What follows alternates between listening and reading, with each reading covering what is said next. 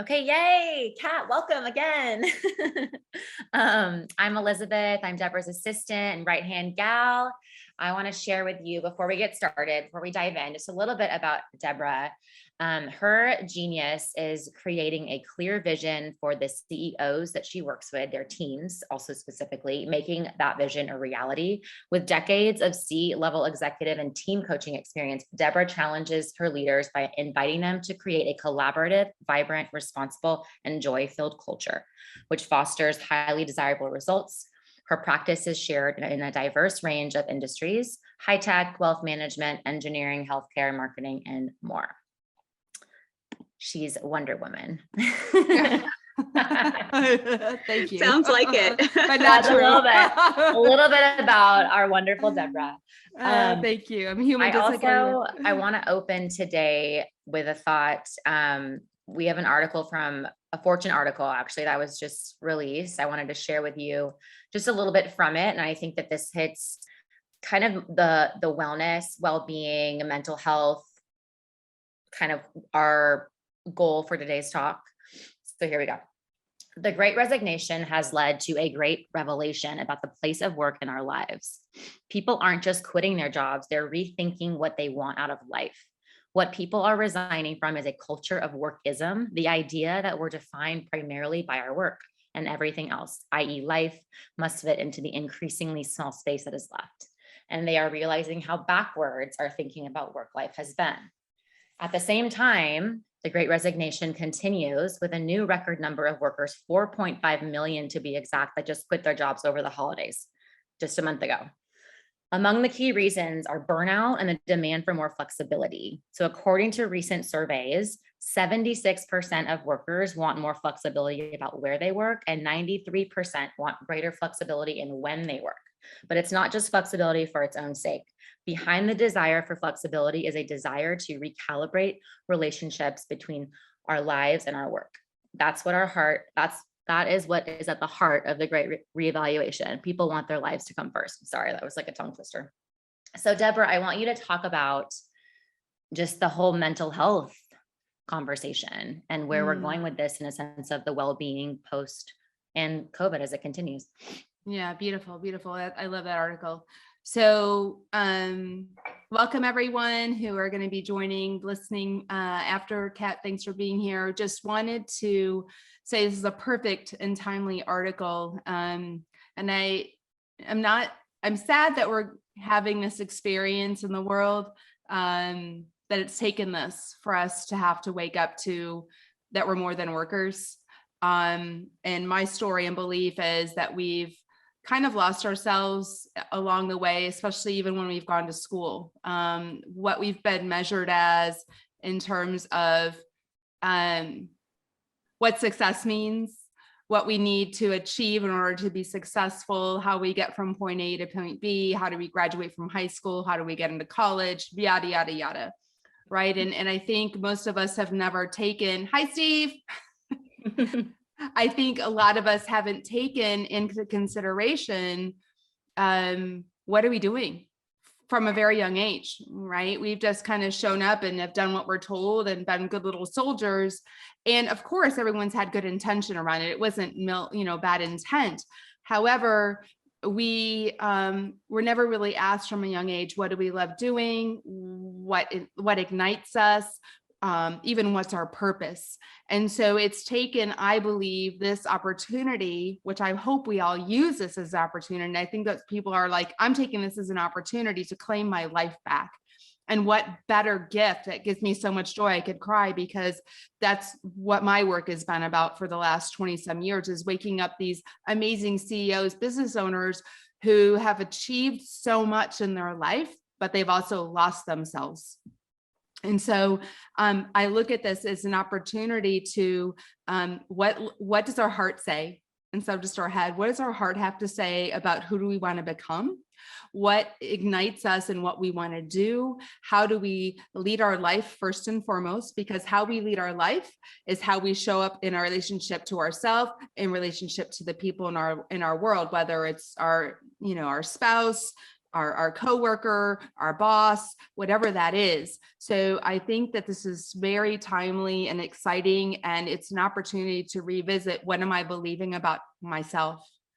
And the reason that we suffer, to get back to Elizabeth's question, is the reason that we suffer, the reason why we don't have well-being and why we're suffering is because once we lose ourselves, once we lose the joy that's inside of us, to get something outside of us, to feel enough, to have enough, that striving that we all feel, we start to lose our well-being.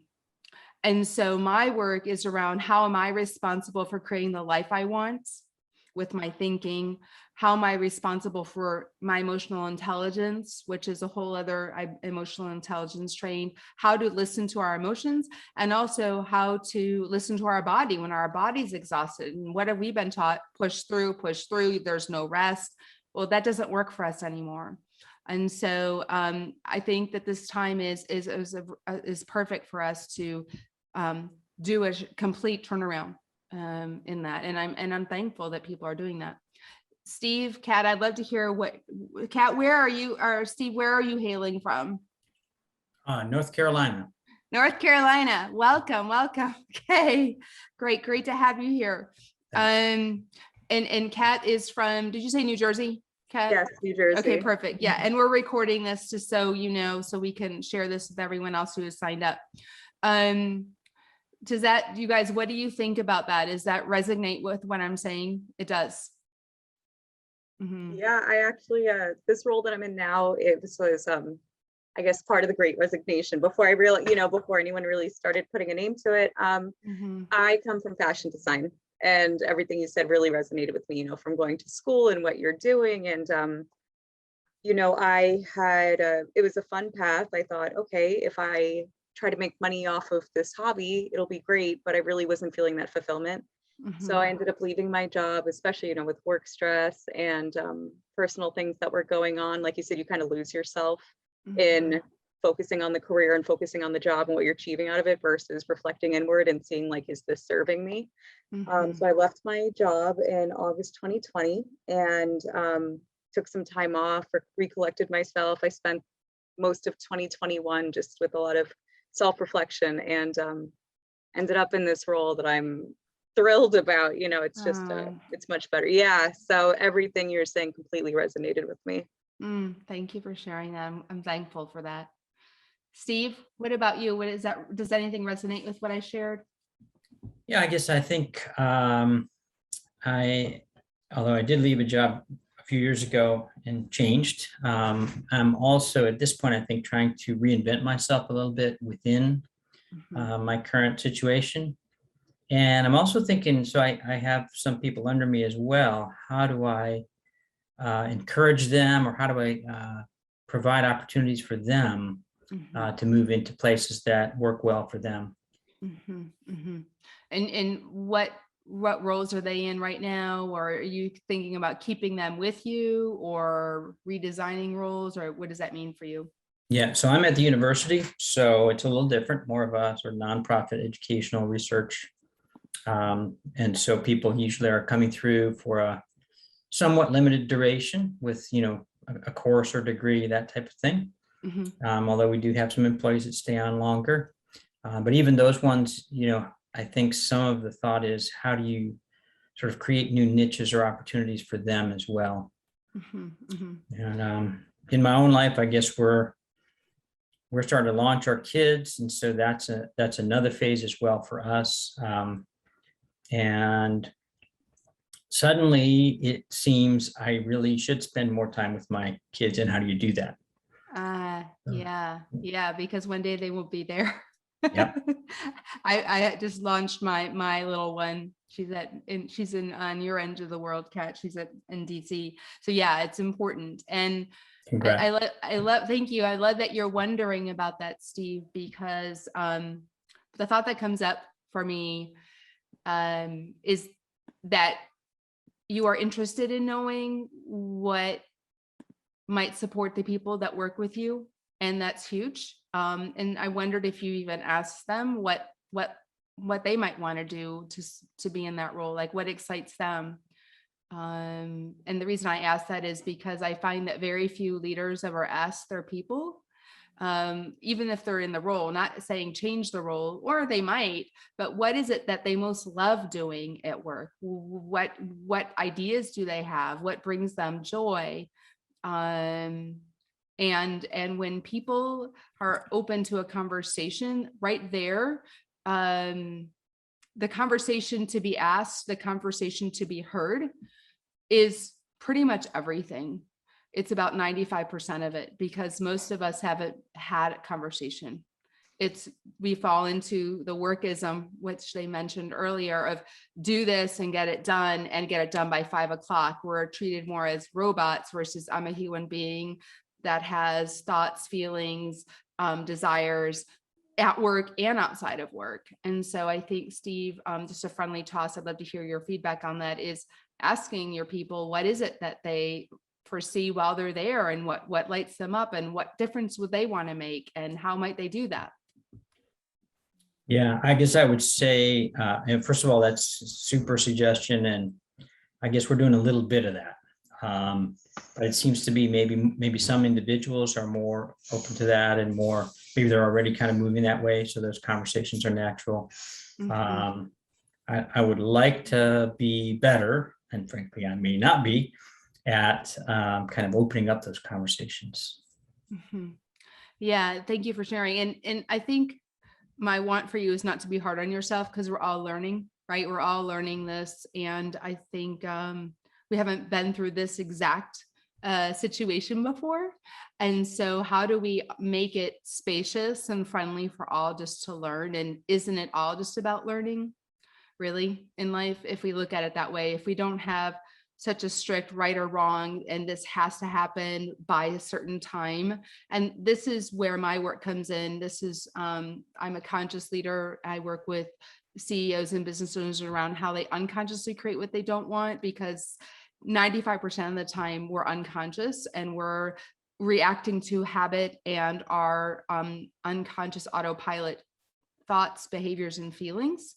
And when we're in that space, we're in defense, and we unconsciously are looking for something negative, meaning I'm hard on myself, or I'm hard on someone else, or I'm at the effect of what's out here in order to feel safe or good enough or accepted.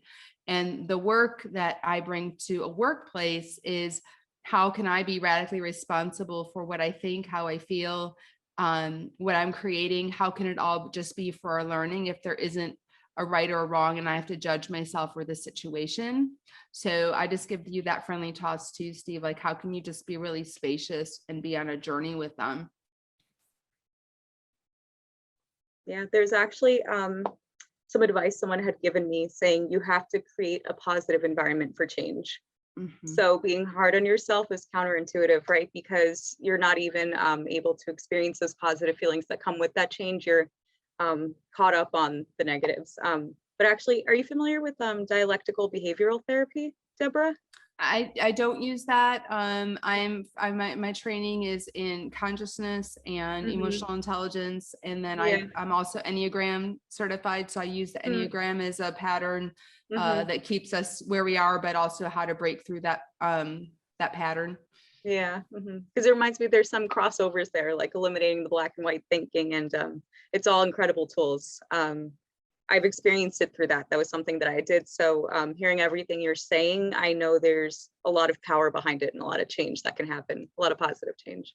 Totally. Yeah, exactly. Because when we get into our unconscious patterns, um, there's these, our body actually physically shuts down in order to defend our whole body.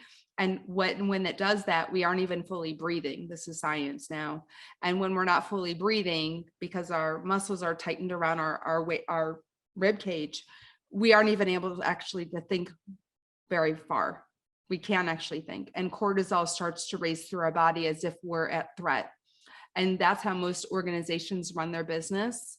And we talk about it, and we joke about it, but most companies that I work with are in toxic fear. Toxic fear meaning a repeating unconscious constricted fear state. And so we want to look at what kind of environment am I building? Am I building one of trust, love, security, curiosity, or am I building one of defense and a my way or the highway kind of thing? And a lot of companies are like that, unfortunately, right? It doesn't mean that we can't change and grow, but I think that's another, to the great resignation. People are not going to be working with a leader who's like, it's my way or the highway. They don't want that anymore. So it's a beautiful opportunity for people to wake up to, can I get curious? What would it look like for me to be a learner, even though I might be a business owner or a CEO and have a lot of success? How is this my teacher that I can change my culture and invite my people to be a part of that? Yeah. Fantastic. I love that. I'm jumping in here. We're going to shift gears for a second. So kind of along the same vein of what Deborah was just talking about, and in response to that collective mindset in general, forward-thinking companies are being forced to rethink their approach to well-being, right? Like it's no longer just a perk or something to be kind of squeezed in as work allows. We have this sort of life work integration that everybody's trying to incorporate. So I want Deborah to touch on, how do we connect life work integration and culture? I want you to talk a little bit about the culture conversation and what is it? How do we define it?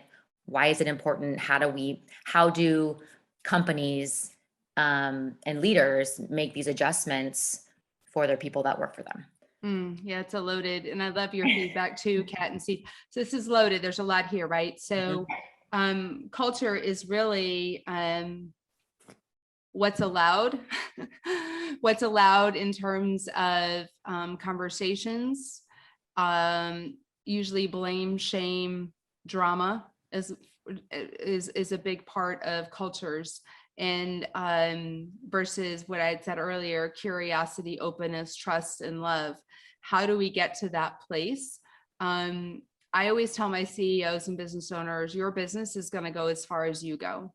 So if a leader is not open and curious to doing their own inner work, meaning, are they noticing when they're being reactive versus responsive? Are they noticing I'm willing to hear someone? Are they noticing how to feel their feelings all the way through instead of letting those triggers drive them in their decision making? Decision making based on emotional triggers causes a trickle down effect throughout the whole organization, and it gets everyone really amped up and really you can feel it, like they're spiraling in a certain sense. And so where does culture come from? Culture comes from being reactive or deciding to be responsive. Culture comes from, are we able to really decide that I'm going to be the change agent, or am I blaming someone else for what's happening or what's outside of myself? So culture it's kind of nebulous, but it comes from how people show up, what they allow to show up in the organization. And I always describe it as either they're a growing, thriving organization, or they're a stifling, controlling, and dying organization, right? And we're dying even more by the people leaving, because it's not a place where people want to be. So is it inviting? Is it caring? Is it compassionate? Is it about learning? Or is it's we got to get this done, this task done, and it doesn't matter about who you are. A culture, I think, also is, am I investing in my people and who they want to become, regardless of whether they stay here or not? Are they really invested in that person showing up as a being first, a being who can create a lot of anything really? Or are they looking at it as just checking off the box to get a fulfilled state done, or whatever that might look like? You said something else, Elizabeth. What else? I forget what else you said in that. About culture. On that question, yeah.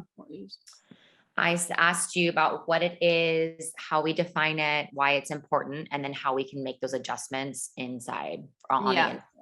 Yeah. So again, culture is one at a time. And as I said earlier, it really goes as far as the CEO and how far they go and what they allow or don't allow. And then the trickle down effect, like that team of leaders is showing how things are going to go, in an organization. And so for me, I teach 15 commitments of conscious leadership as a tool for leaders to assess where's our culture. That's one place to start, is that I do a culture assessment. It's like, really, can we face what's happening here? Not just as a judgment, but can we really face it and not run from it? Like, what is our culture? Let's get really real here. And how can we learn from it?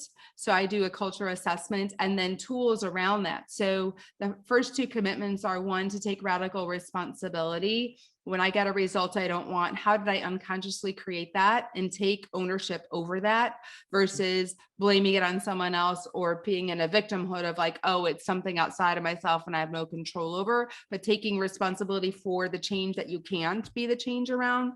And number two is, can I get curious versus, which I said earlier, blaming and shaming? Can I get curious about how this is all for my learning and growth as a leader? And how can I raise up a team who are really committed to growing and learning together? And how can we learn from one another?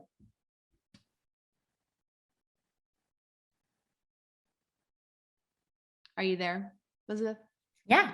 Okay. Is that all? Yeah. Okay. Okay, perfect. I want you to talk a little bit next about the tools, AIM, so attention, internal dialogue, movement. Okay. These are great ways for people to, I think this applies a lot to, the well-being conversation. Just, can you expand on that a little bit? Yeah. So just one of the many tools that I share with people is how to notice themselves, how to come back to self.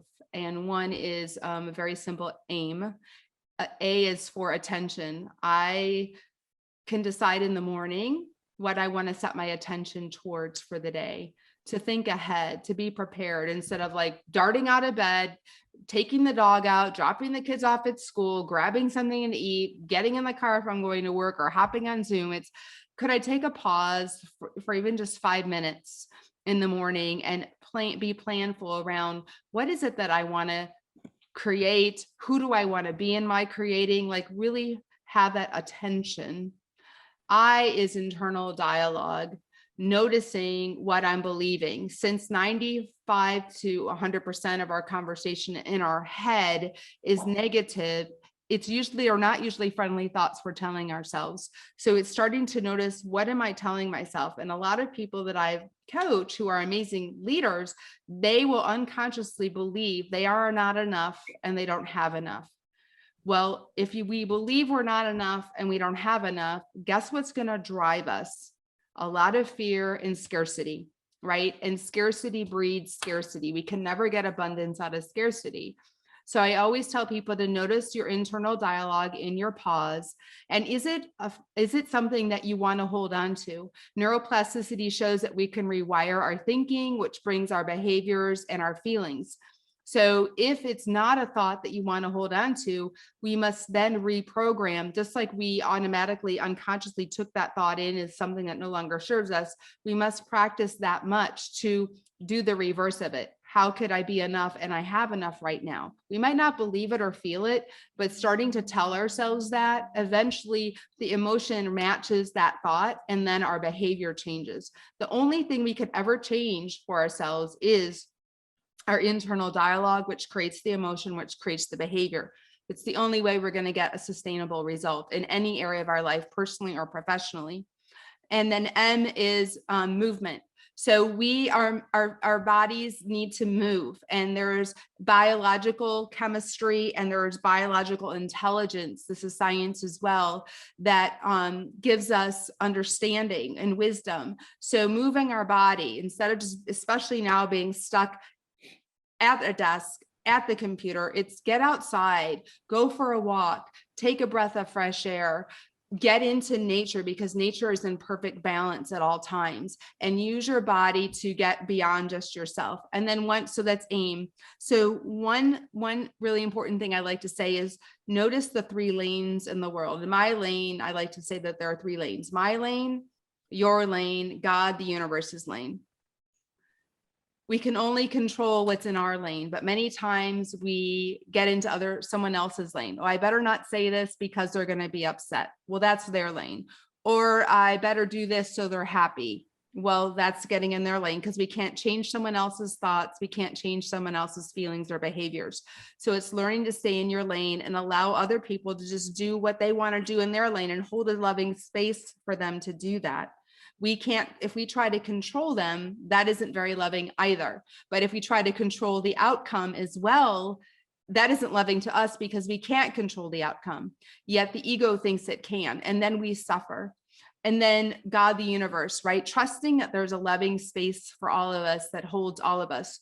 Einstein said, I'm going to botch it, we can choose to live believing one of 2 things: that we live in a friendly, kind, loving universe, or we don't. We live in one that is not for us. So we must decide what kind of environment are we choosing to live in, and how are we gonna make that true for ourselves. Fantastic.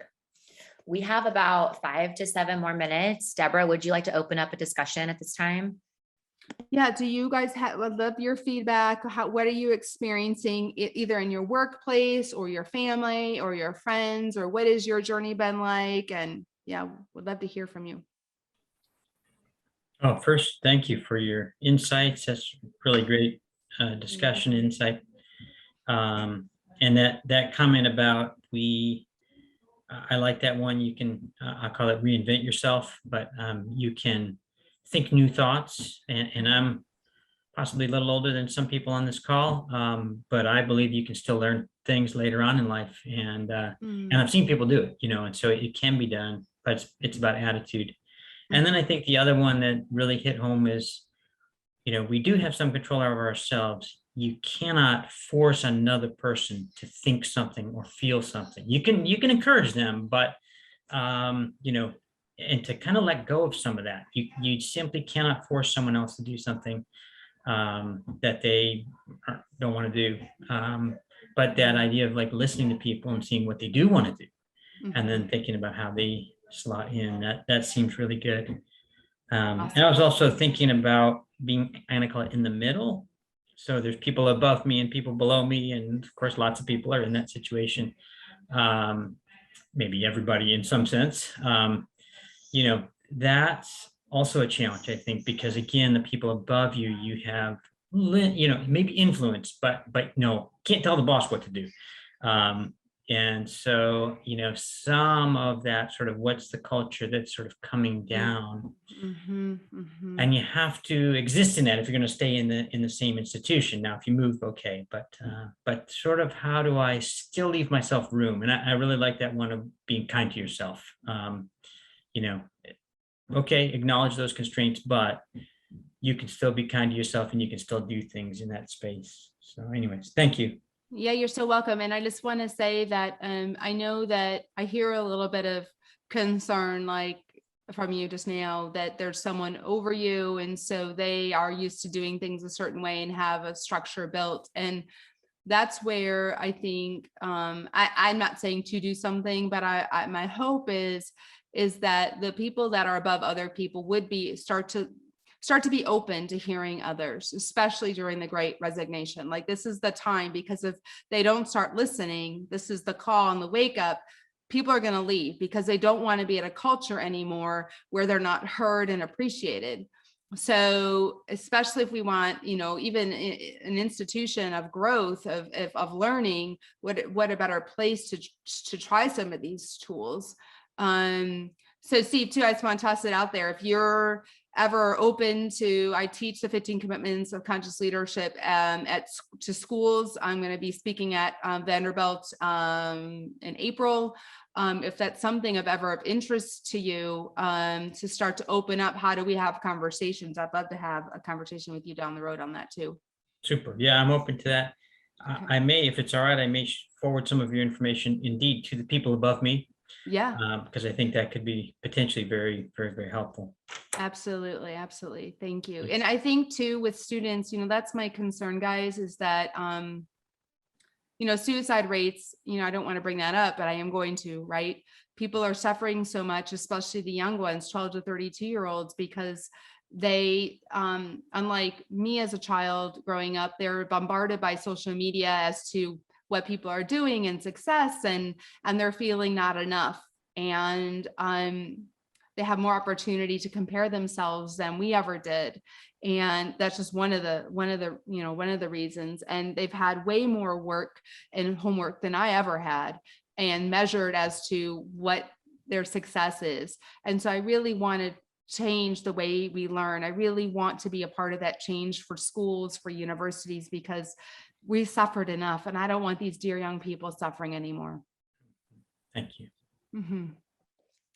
Yeah, these skills definitely need to be taught earlier on too. I remember having a conversation with my brother's girlfriend about very similar things, and her jaw kind of dropped. She's like, why are we not learning about this in school? Why are they not talking about, reflecting and taking notice of how you're feeling and being aware of your environment, and, just being cognizant of all of those things? Because, you know,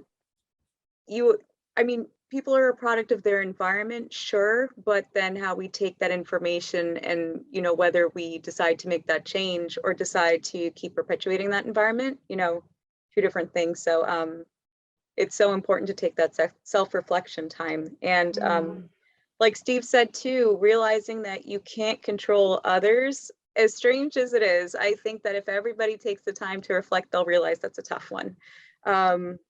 I was struggling with accepting responsibility for others' emotions and not wanting to say things because I was worried about how somebody would feel, or that I'm going to hurt their feelings, or, there was all of this sort of preconceived judgment that I was having, and releasing that has changed my life. Yeah. And yeah, it's been great. Yeah, I love that. Look at your smile. Yeah, because that's a heavy weight to carry on you. It's like a sack of coal on your back, unconsciously. And I bet you notice a big lift off of you once you let it go, right? Yeah, you let it go. Yeah. And that's just no right or wrong, no blame or shame. That's what the ego does to have safety. Like, we all want to be loved. We all want to be accepted. We all want to belong. And when we have the unconscious mind telling us certain things, it's whispering, oh, you better not do this because it's going to put you in jeopardy, or, oh, you better, right? And that's what we have to become aware of, is that limiting thinking, is the unconscious way of being.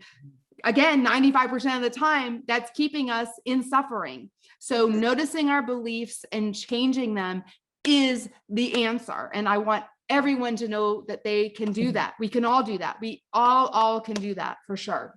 Yeah. Yeah, it's beautiful.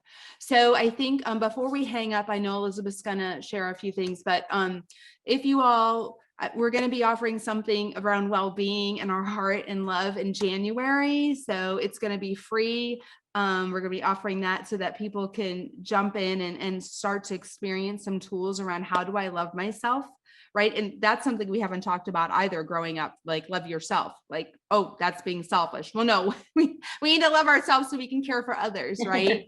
And so we're going to talk a little bit about that. And then also, if you know of anyone, or if you are interested in having a culture survey and deciding and finding out what is my culture really like, it's anonymous. It's something that I do so that leaders can really hear quietly what's happening, and then I share that with them and then come up with a strategy. That's something that you can get on a half-hour call with me to decide if your organization is wanting to do something like that.